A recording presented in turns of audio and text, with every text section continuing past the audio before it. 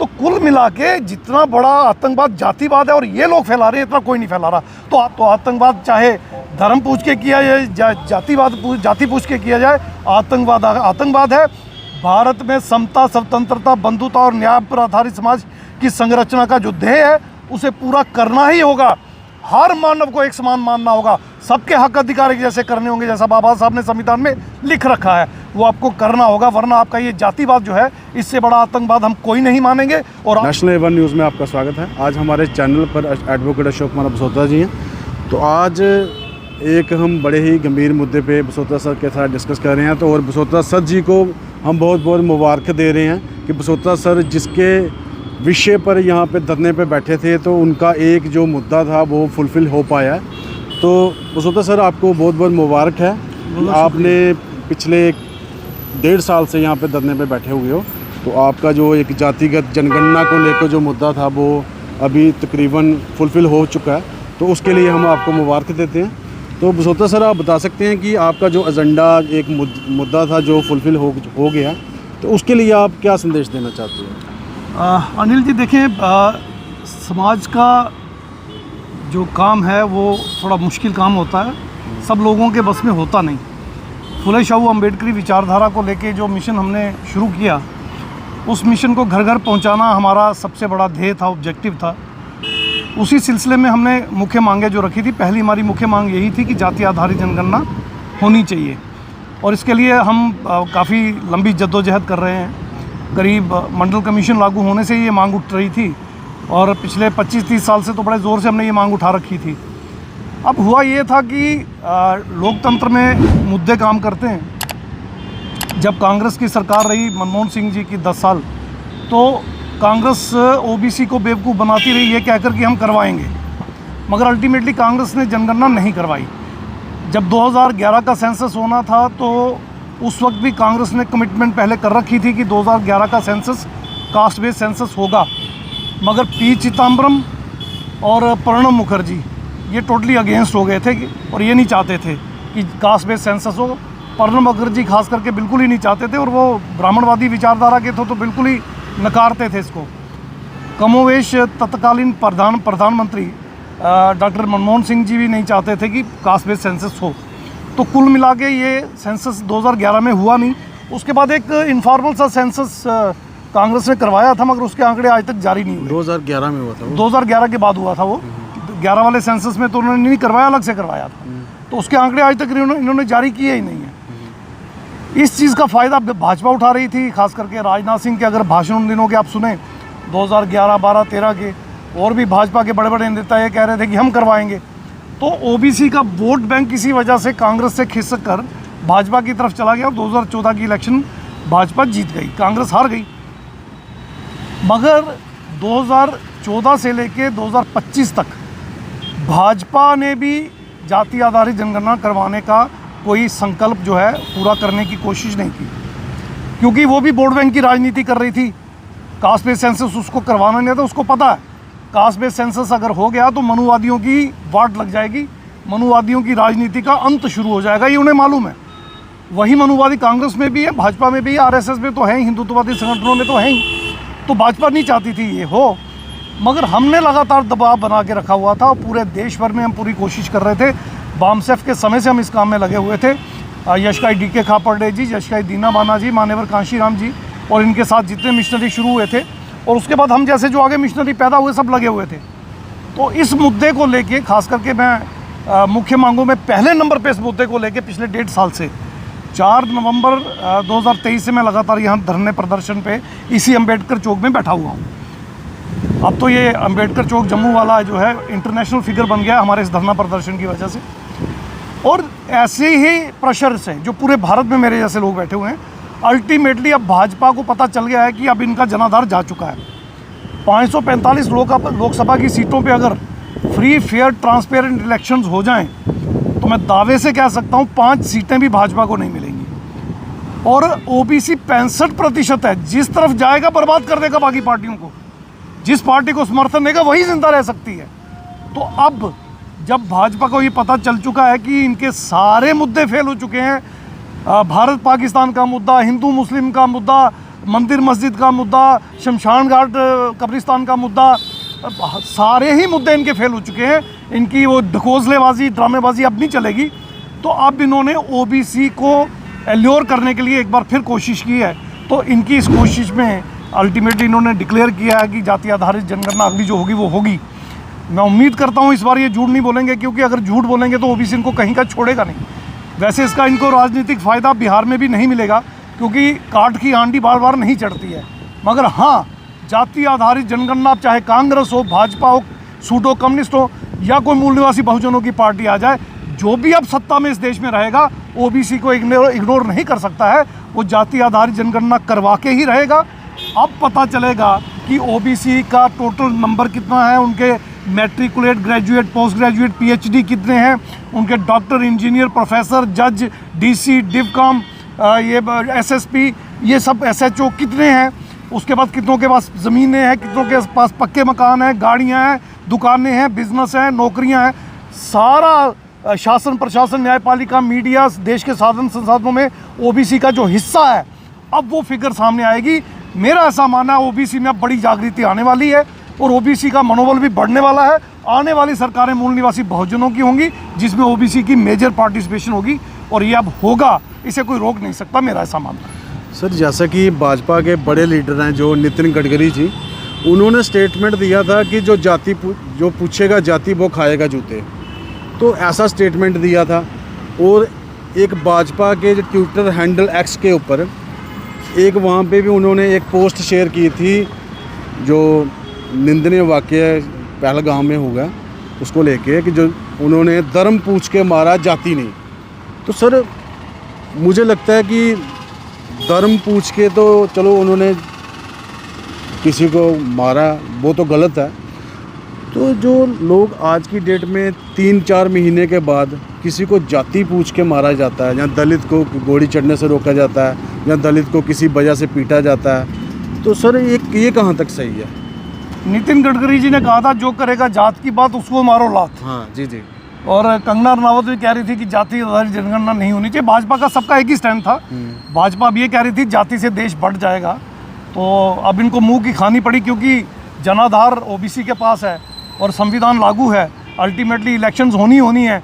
EVM, धनबल, बाहुबल, CBI, ED, election commission of India, income tax department, police, paramilitary force, army, सब लगा के बड़ी मुश्किल से भाजपा जीत रही है। और आने वाले समय में ये सब लगा के भी ये नहीं जीत पाएंगे, इनको पता चल चुका था। तो ये जाति के नाम पे जितना भी विष इन्होंने समाज में घोलना था, इन्होंने घोल लिया। एक तरफ ये कहते हैं धर्म पूछ के मारा, गलत किया। मेरा ये मानना है आतंकवादी जो भी आता है वो किसी इनोसेंट को मारता है, चाहे धर्म पूछ के मारे या ऐसे ही मारे, उसका काम होता है दहशत फैलाना, आतंक फैलाना, दहशतगर्दी को बढ़ावा देना। मुझे ये समझ में नहीं आया उसने धर्म क्यों पूछा, वो भाजपा का एजेंडा क्यों पूरा कर रहा था, आरएसएस का एजेंडा क्यों पूरा कर रहा था। अगर उसने धर्म पूछ के मारा, मुझे नहीं पता मारा या नहीं मारा, धर्म पूछा या नहीं पूछा, मगर जैसा कि भाजपा वाले और आरएसएस वाले इसको मुद्दा बना रहे थे कि धर्म पूछ के मारा, अगर उसने पूछा तो वो आरएसएस का एजेंडा क्यों लागू कर रहा था, भाजपा का एजेंडा क्यों लागू कर रहा था, इससे तो उनको फायदा होना था। तो ये सवाल तो फिर वहाँ से ये उठेगा, तो इनको एक्सप्लेनेशन देनी चाहिए कि ये बात कर रहे हैं, क्या बात कर रहे हैं। रही बात की धर्म पूछ के आतंकवाद, तो आतंकवाद है, वो चाहे कुछ भी पूछो या ना पूछो। जातिवाद से बड़ा आतंकवाद तो कोई है ही नहीं। और जातिवाद इस देश में, भारत में फैलाने वाले मनुवादी और ब्राह्मणवादी यही तो लोग हैं। यही आरएसएस है जो फैलाती है, यही भाजपा फैलाती है, यही बात करती है। आज भी हमारे SC ST भाइयों को मूंछ रखने पे मारा जाता है, घोड़ी पे बैठने पे मारा जाता है। हमारे छोटे से बच्चे को घड़े से पानी पीने, उसको हाथ लगाने पे मारा जाता है। आज भी जात पात का आतंक है।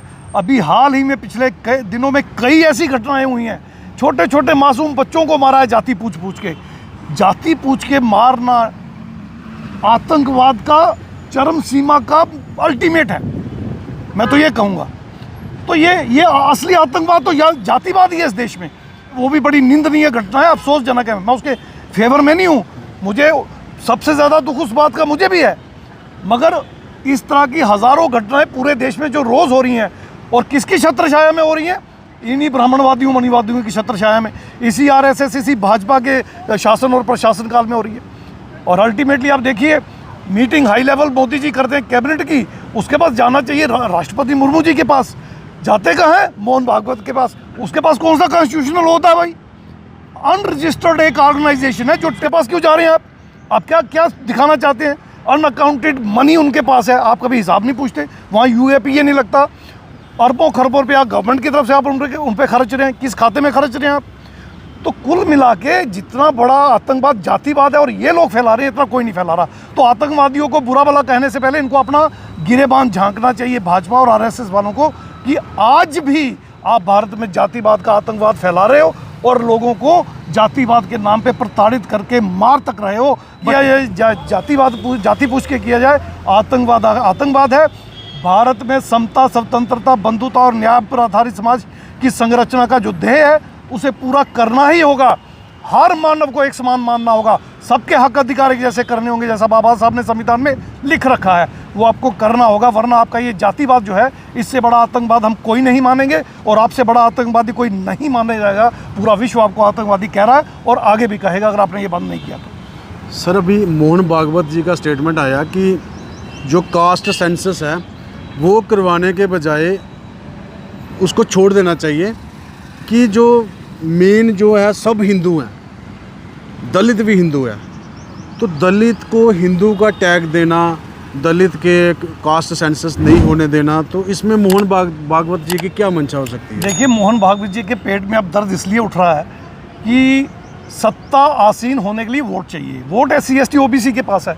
94 to 95% SC ST OBC इनसे कन्वर्टेड, मुस्लिम सिख क्रिश्चियन, क्योंकि 98% मुस्लिम सिख क्रिश्चियन इन्हीं से कन्वर्टेड है। तो 94 से 95% आबादी तो इनकी है। तथाकथित ऊंची जाति के लोग तो 4-5-6% से ज़्यादा है नहीं, और पूरे भारत में ब्राह्मण 1% या 1.25% तो है टोटल। तो अगर बात अपर कास्ट के लोगों की आ जाए तो इनके वोटों से तो इनका मोहल्ले का प्रधान नहीं बनेगा, MLA MP PM CM ये तो बनना बड़ी बात हो जाएगी।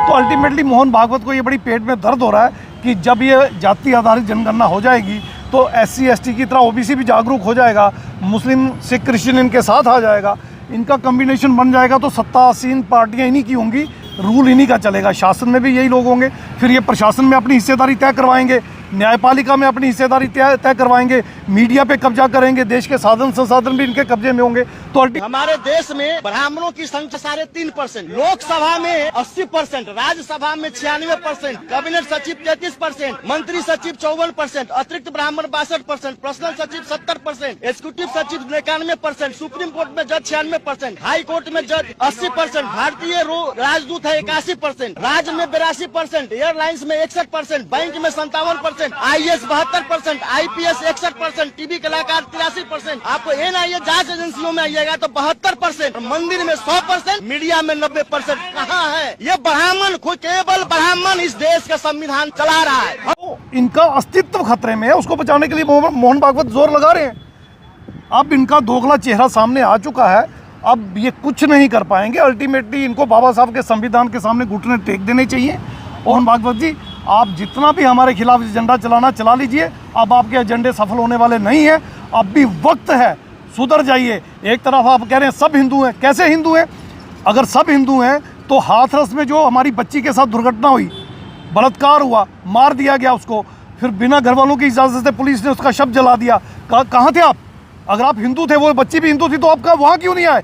क्यों उसको इंसाफ नहीं दिलवाया? कुलदीप सिंह सेंगर ने जिस OBC बच्ची का, माइनर बच्ची का रेप किया, उसका पूरा खानदान मार दिया, अभी तक उसको इंसाफ नहीं मिला। चिन्मयानंद वाले केस में अभी तक बच्ची को इंसाफ नहीं मिला।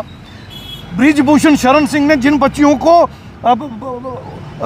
मोलेस्ट किया, OBC की बच्चियों को, आज तक न्याय नहीं मिला। उल्टा दिल्ली की पुलिस ने उनको जूतों के नीचे रौंदा बच्चियों को, आपने तब भी आवाज़ नहीं उठाई। तो जब SC के साथ, ST के साथ, OBC के साथ पूरे देश में अन्याय होता है, तब ये हिंदू नहीं होते।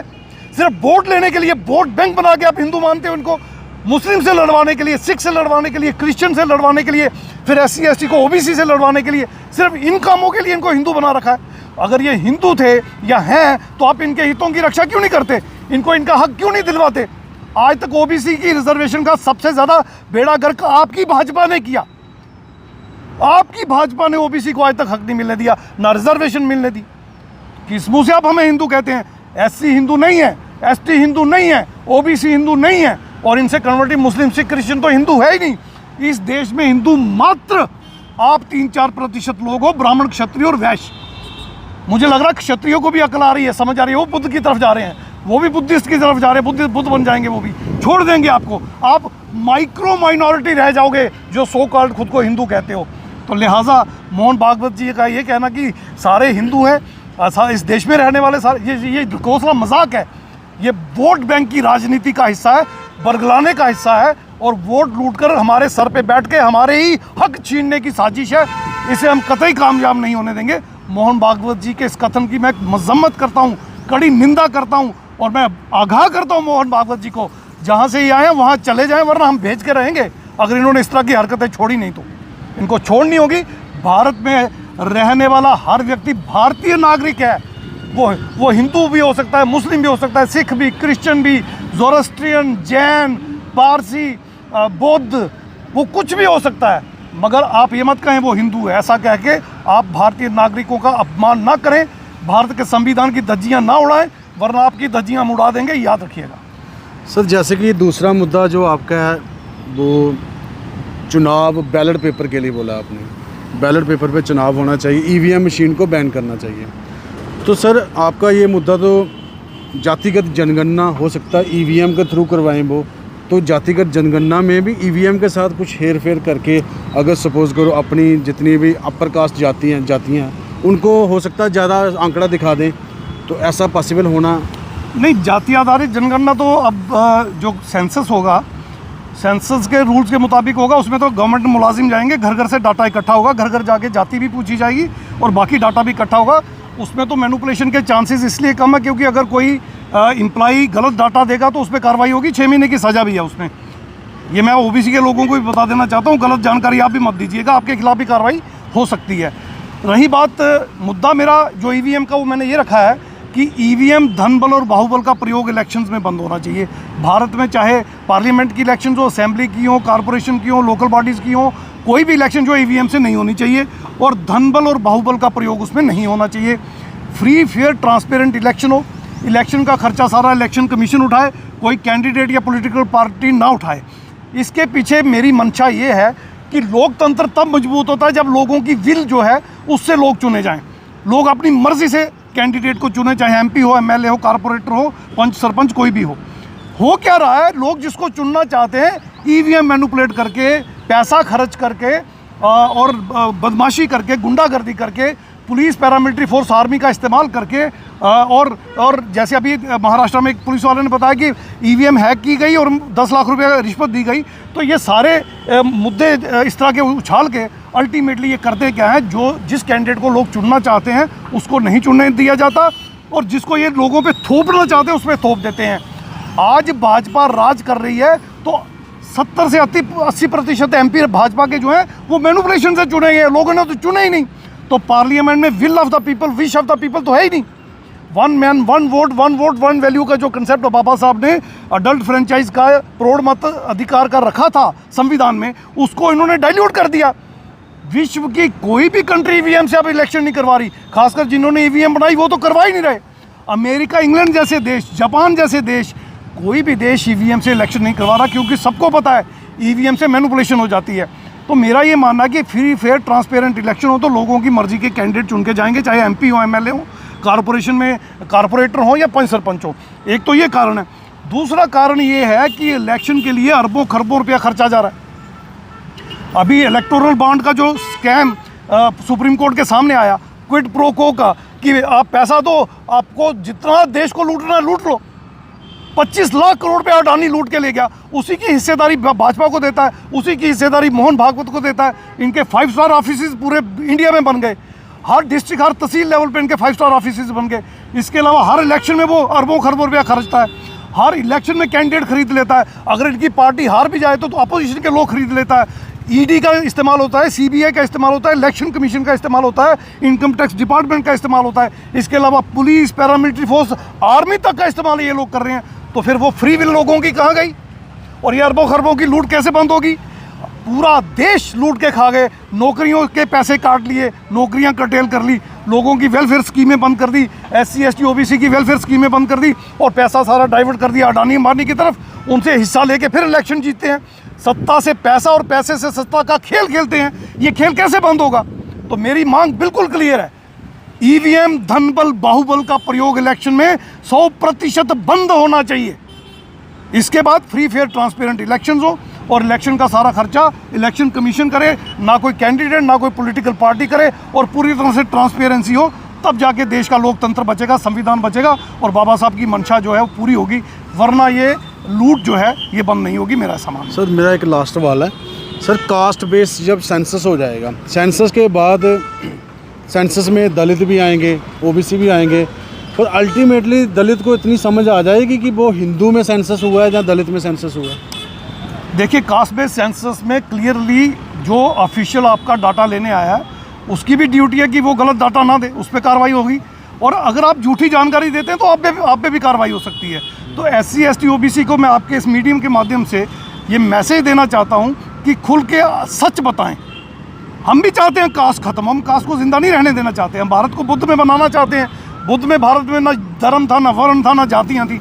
वो फिर से होगा, मगर उसको ख़त्म करने के लिए असली डाटा सामने आए, हमारी हिस्सेदारी हमें समझ में आए, हमारे साथ जो भेदभाव हो रहा है वो हमें समझ में आए, तो जागृति आने के बाद उस पर हम काम कर सकते हैं। तो मेरा ज़ाती तौर पर ये मानना है कि अल्टीमेटली हमें सही डाटा देना चाहिए और सही डाटा अधिकारियों को भी लेना चाहिए, वरना फिर इस पर कार्रवाई होगी तो दोनों को नुकसान होगा और हमारा भी नुकसान होगा अगर हम जानकारी गलत देंगे तो। जी सर, आप 1.5 साल से यहाँ पे धरने पे बैठे, तो जम्मू के काफ़ी अम्बेडकर राइट लोगों ने आपका सहयोग यहाँ पे अम्बेडकर चौक में दिया, तो आपकी एक डिमांड तो फुलफिल हो गई है, तो जम्मू वासियों के लिए कुछ संदेश? मैं जम्मू वासियों को क्या, पूरे भारत के मूल निवासी बहुजनों को ये संदेश देना चाहता हूँ। बाबा साहब ने कहा था एजुकेट, ऑर्गेनाइज, एजिटेट। तो साथियों, आप पढ़ लिख के बेवकूफ़ क्यों बने हुए हैं? पढ़ा लिखा तो आपको हम तब मानेंगे जब आपको सही और गलत की जानकारी होगी, दोस्त और दुश्मन की पहचान होगी। अगर हो गई है तो आओ मुनज़्ज़म हो जाओ। SC ST OBC, इनसे कन्वर्टेड मुस्लिम सिख क्रिश्चियन, आइए एक प्लेटफॉर्म पे आ जाएं। और उसके बाद बाबा साहब ने कहा एजिटेट, अपने हक अधिकार के लिए लड़ मरो, सरदर्द की बाजी लगा के इस देश की व्यवस्था को बदल डालो और समतामूलक समाज की संरचना करो। तो मेरा यही संदेश है कि अब वक्त आ चुका है। हमने बहुत प्रेशर बनाया, बड़ा जोर लगाया, आपका साथ सहयोग हमें मिलता रहा है। इतना मिला कि अब भारत की बड़ी से बड़ी ताकतवर सरकारें जो सर नीचे नहीं करती थी, आपके चरणों में सर रख के कह रही हैं हम जाति आधारित जनगणना करवाएंगे। इसके बाद हमारी मांग है जनसंख्या के अनुपात में हिस्सेदारी, आप देखते रहिए, ये उस पर भी आएंगे। उसके बाद हमारी मांग है राजनीतिक आरक्षण खत्म हो और EWS आरक्षण खत्म हो, वो भी ये करेंगे।